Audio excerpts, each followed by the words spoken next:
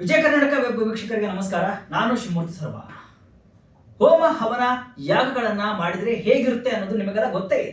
ಅಗ್ನಿಕುಂಡ ಹಾಗೆ ಮಂತ್ರ ಘೋಷಗಳನ್ನ ಮಾಡ್ತಾ ಹವಿಸ್ಸು ಅರ್ಪಿಸುತ್ತಾ ಹೋಮದ ವಸ್ತುಗಳು ಉರಿತಾ ಇದ್ದಂತೆ ದಗದಗನೆ ಜ್ವಾಲೆ ಮನೆಯ ಎತ್ತರದವರೆಗೂ ಹಬ್ಬುತ್ತೆ. ಇಂತಹದ್ದೇ ಹೋಮವನ್ನ ಅಮೆರಿಕದಂತಹ ದೇಶದಲ್ಲಿ ಮಾಡಿದ್ರೆ, ಅದರಲ್ಲೂ ಮನೆಯೊಳಗೆ ಇಂತಹ ಆಚರಣೆಯನ್ನ ಮಾಡಿದ್ರೆ ಏನಾಗುತ್ತೆ ಗೊತ್ತಾ? ಅಗ್ನಿಶಾಮಕ ದಳದ ಸಿಬ್ಬಂದಿ ಫೈರ್ ಎಂಜಿನ್ ಸಮೇತ ಮನೆಯ ಬಾಗಿಲಿಗೆ ಬಂದು ನಿಲ್ತಾರೆ.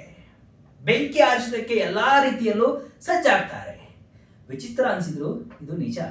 ಇಂತಹದ್ದೇ ಒಂದು ಘಟನೆ ಅಮೆರಿಕದ ಟೆಕ್ಸಾಸ್ ನಲ್ಲಿ ನಡೆದಿರುವುದಾಗಿ ಸಾಮಾಜಿಕ ಮಾಧ್ಯಮಗಳಲ್ಲಿ ವೈರಲ್ ಆಗಿದೆ. ಹೋಮಕುಂಡದಲ್ಲಿ ದಗದಗಿಸಿದ ಜ್ವಾಲೆ, ಮನೆ ಮುಂದೆ ಬಂದು ನಿಂತ ಫೈರ್ ಎಂಜಿನ್. ಈ ವಿಡಿಯೋವನ್ನ ನೋಡಿದ್ರೆ ಯಾವುದೋ ಸಿನಿಮಾ ದೃಶ್ಯ ನೋಡಿದ ಹಾಗೆ ಆಗುತ್ತೆ. ಹಿಂದೂ ಸಂಪ್ರದಾಯದ ಪ್ರಕಾರ ಮನೆಯ ಗೃಹ ಪ್ರವೇಶದ ಪೂಜಾ ಕಾರ್ಯಗಳು ನಡೀತಾ ಇದೆ. ಎಲ್ಲರೂ ಭಾರತೀಯ ಸಾಂಪ್ರದಾಯಿಕ ಶೈಲಿಯ ಉಡುಗೆ ತೊಡುಗೆ ತೊಟ್ಟಿದ್ದಾರೆ. ಮನೆಯಲ್ಲಿ ಸಂಭ್ರಮ ಮನೆ ಮಾಡಿದೆ. ಒಂದು ಕಡೆ ಹೋಮ ಹವನಗಳು ನಡೀತಾ ಇವೆ, ಮತ್ತೊಂದು ಕಡೆ ಮನೆಯಲ್ಲಿ ಸ್ನೇಹಿತರು ಸಂಬಂಧಿಕರು ಓಡಾಡ್ತಾ ಇದ್ದಾರೆ. ಪೂಜೆ ಮಂತ್ರ ಘೋಷಣೆಗಳು ಕೇಳ್ತಿವೆ. ಅದೇ ಸಮಯಕ್ಕೆ ಮನೆಯ ಬಾಗಿಲಿಗೆ ಸದ್ದು ಮಾಡ್ತಾ ಫೈರ್ ಎಂಜಿನ್ ಬಂದು ನಿಲ್ಲುತ್ತೆ. ಹಾಗೆ 4-5 ಮಂದಿ ಅಗ್ನಿಶಾಮಕ ದಳದ ಸಿಬ್ಬಂದಿಯು ಕೂಡ ಆತುರದಲ್ಲಿ ಬಂದು ನಿಲ್ತಾರೆ. ಇಲ್ಲಿ ಏನಾಗ್ತಿದೆ? ಇದೇನು ಹೊಗೆ? ಎಲ್ಲಿ ಬೆಂಕಿ ಹೊತ್ತಿಕೊಂಡಿದೆ ಅನ್ನೋ ಪ್ರಶ್ನೆಗಳು ಅವರ ಕಣ್ಣುಗಳ ಹುಡುಕಾಟದಲ್ಲೇ ಕಾಣ್ತಾ ಇರುತ್ತೆ. ಆದ್ರೆ ಅಲ್ಲಿ ಹೊತ್ತಿರೋದು ಹೋಮದ ಬೆಂಕಿ. ಅದು ಗೃಹ ಪ್ರವೇಶದ ವೇಳೆ ಸಾಮಾನ್ಯವಾಗಿ ನಡೆಸುವ ಪೂಜೆಯ ಭಾಗ.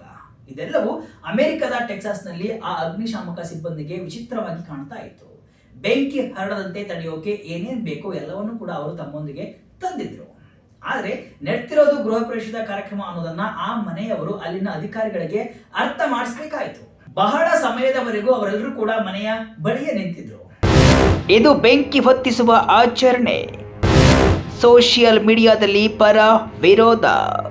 ಸೋಷಿಯಲ್ ಮೀಡಿಯಾದಲ್ಲಿ ಪರ ವಿರೋಧ. ಸಾಮಾನ್ಯವಾಗಿ ಅಮೆರಿಕ ಹೆಚ್ಚಿನ ನಗರಗಳಲ್ಲಿ ಮನೆಯ ನಿರ್ಮಾಣಕ್ಕೆ ಮರವನ್ನ ಹೆಚ್ಚಿನ ಪ್ರಮಾಣದಲ್ಲಿ ಬಳಕೆ ಮಾಡಲಾಗ್ತಾ ಇರುತ್ತೆ. ಹಾಗಾಗಿ ಬೆಂಕಿ ಬಹಳ ಬೇಗ ಹೊತ್ತಿಕೊಳ್ಳುವ ಸಾಧ್ಯತೆಯೂ ಇರುತ್ತೆ. ಹಾಗಾಗಿ ಬೆಂಕಿಯ ಬಳಕೆ ಮತ್ತು ಅದನ್ನು ತಡೆಯಲು ಹಲವು ಕ್ರಮಗಳನ್ನ ಅನುಸರಿಸಲಾಗುತ್ತೆ.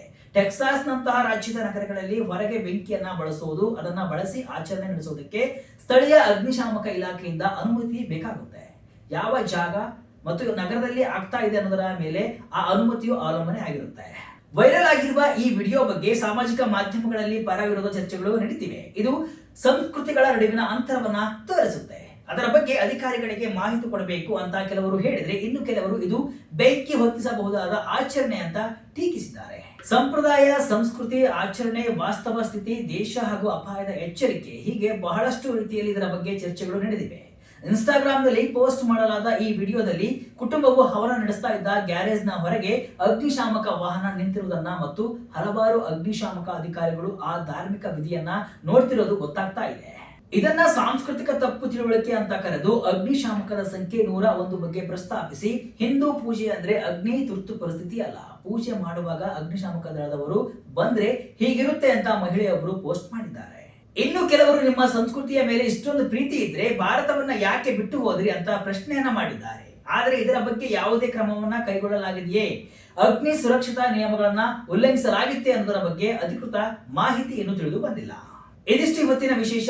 ಇದೇ ರೀತಿಯ ಹಲವು ವಿಶ್ಲೇಷಣೆ, ಮಾಹಿತಿ ಅಷ್ಟೇ ಅಲ್ಲ, ಮನರಂಜನೆಯ ವಿಡಿಯೋಗಳಿಗಾಗಿ ವಿಜಯ ಕರ್ನಾಟಕ ವೆಬ್ಸೈಟ್, ಫೇಸ್ಬುಕ್ ಹಾಗೂ ಯೂಟ್ಯೂಬ್ ಪೇಜ್ ಅನ್ನ ಫಾಲೋ ಮಾಡಿ. ಧನ್ಯವಾದಗಳು.